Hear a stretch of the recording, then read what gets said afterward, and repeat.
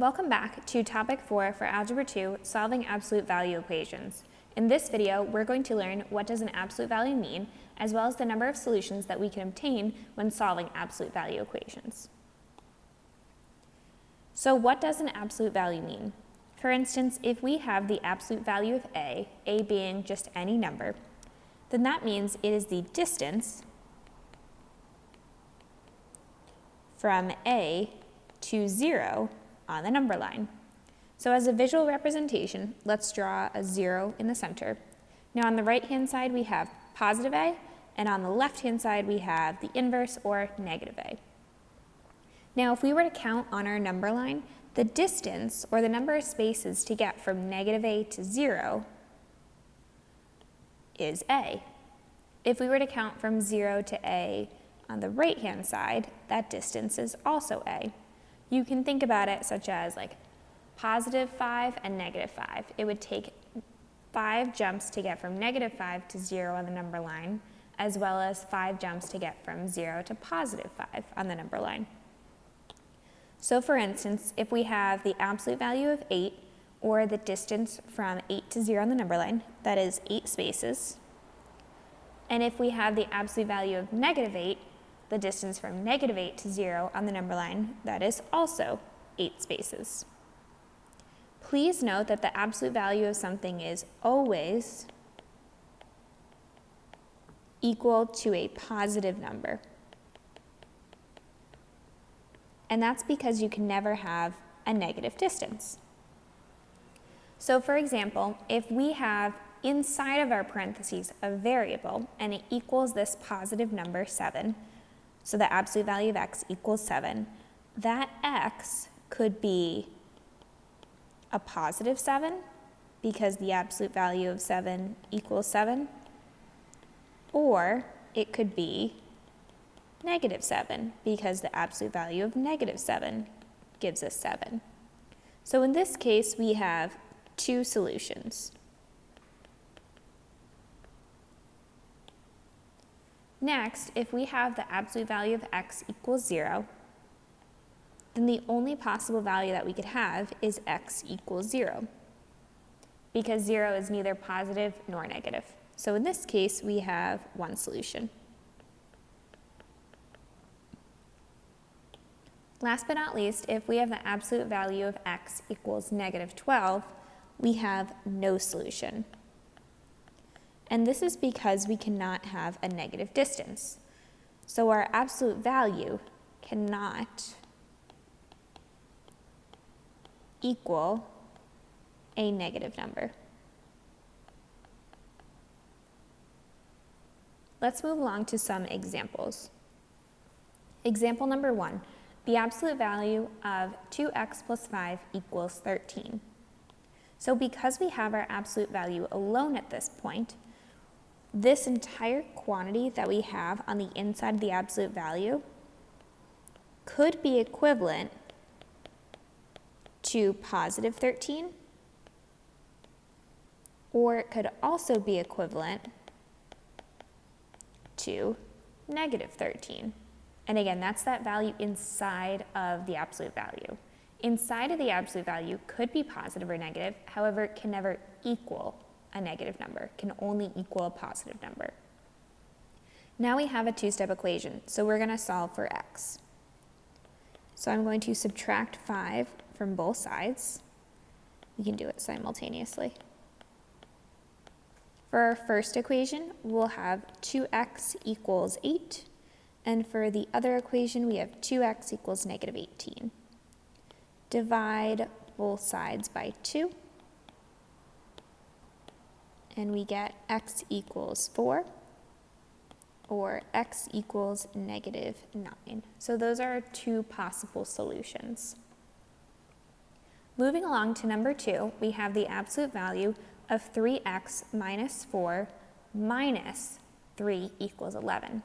So just like when we're solving a linear equation and we want to isolate a variable, we want to isolate this absolute value. So we need to get rid of any of these other stragglers that are on the outside. In this instance, we have the negative 3 that is outside of our absolute value. So we're going to get rid of that first. Let's add 3 to both sides. 11 plus 3 is 14. So here is actually the part where we would split our equation. The absolute value of 3x minus 4 equals 14. This means that 3x minus 4 could equal positive 14 for that value inside of the absolute value. Or we could have 3x minus 4 equals negative 14. Here we have, again, two-step equation. So we can add 4 to both sides because we see a subtraction. So we're going to do the inverse, which is addition. And we have 3x equals 18, or 3x equals negative 10. Divide both sides by 3.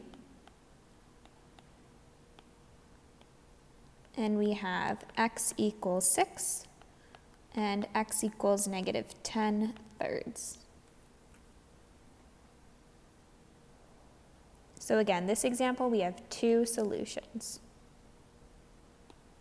Moving on to our next example, here we have more than one thing that is outside of our absolute value.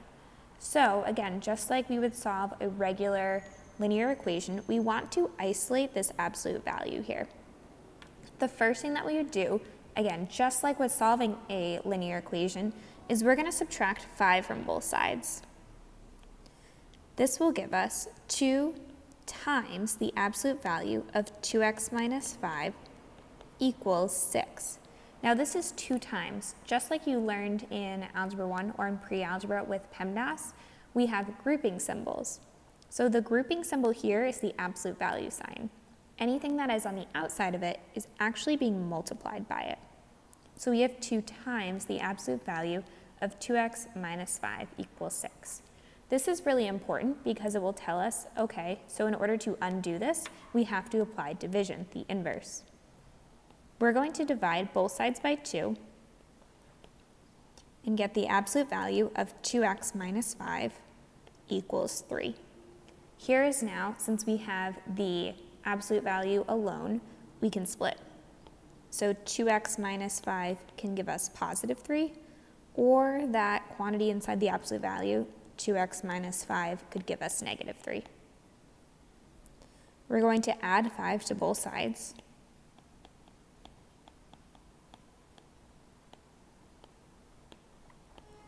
And get 2x equals 8, or 2x equals positive 2. Divide both sides by 2. 2 divided by 2 reduces to 1x, or just x. So we get x equals 4, or x equals 1.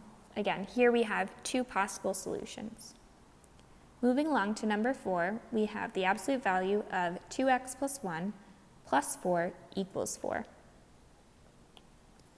We can first, since we want to isolate our absolute value, subtract 4 from both sides, that straggler on the outside, and get the absolute value of 2x plus 1 equals 0. Now, since we have this value equals 0, and 0 is neither positive nor negative, we cannot split this into 2 different equations. Instead, this just becomes, well, 2x plus 1 equals 0. Now we just have a 2-step equation, which we can solve for x. Subtract 1 from both sides, get 2x equals negative 1, divide both sides by 2, and get x equals negative 1/2, one solution in this case. Moving along to our next example, here we have 2 times, again, our absolute value is a grouping symbol, so 2 times the absolute value of 2x minus 5 plus 9 equals 9. We can subtract 9 from both sides. We want to isolate the absolute value. We get 2 times 2x minus 5 equals 0. Now, since this is 2 times, we're going to divide both sides by 2. 2 divided by 2 is just 1, so the absolute value of 2x minus 5. 0 divided by 2 is 0. Since our absolute value equals 0, we're only going to have one solution here, since 0 is neither positive nor negative. So we have 2x minus 5 equals 0. Add 5 to both sides, and we get 2x equals 5. Now we can divide both sides by 2, which is the inverse of multiplication, and get x equals 5/2 as our one and only solution. Moving along to number 6, we have the absolute value, 4 times the absolute value of x minus 1 plus 7 equals 3. So we want to isolate that absolute value. We're first going to subtract 7 and have 4 times x minus 1 equals negative 4. Divide both sides by positive 4. On the left-hand side, it will cancel and reduce to 1, so we just have the absolute value of x minus 1 equals negative 1. Now here, we're unable to split. Because our absolute value cannot equal a negative number,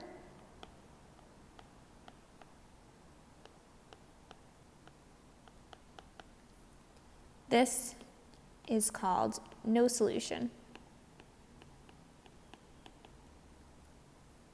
And that was from equaling that negative number there.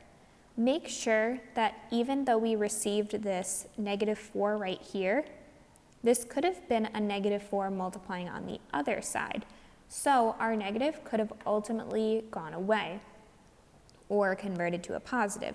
So please make sure that you complete and fully isolate the absolute value before you make that determination if it is no solution or not. Last but not least, we have number 7. 5 minus the absolute value of 2x minus 3 equals 7. So this is a positive 5 on the outside. So this could be rewritten as negative 1 times the absolute value of 2x minus 3 plus 5 equals 7. So this is a positive 5. So I'm going to subtract 5 from both sides. Remember, it's only negative if it is actually pointed out and clearly written. Otherwise, numbers are automatically positive. After subtracting that from both sides, we're left with negative times the absolute value of 2x minus 3 equals 2. Now this is really a negative 1, so we're going to divide both sides by negative 1. And we're left with the absolute value of 2x minus 3 equals negative 2. Now here again, we have an absolute value equaling a negative number, so this is no solution, because our absolute value cannot equal a negative number.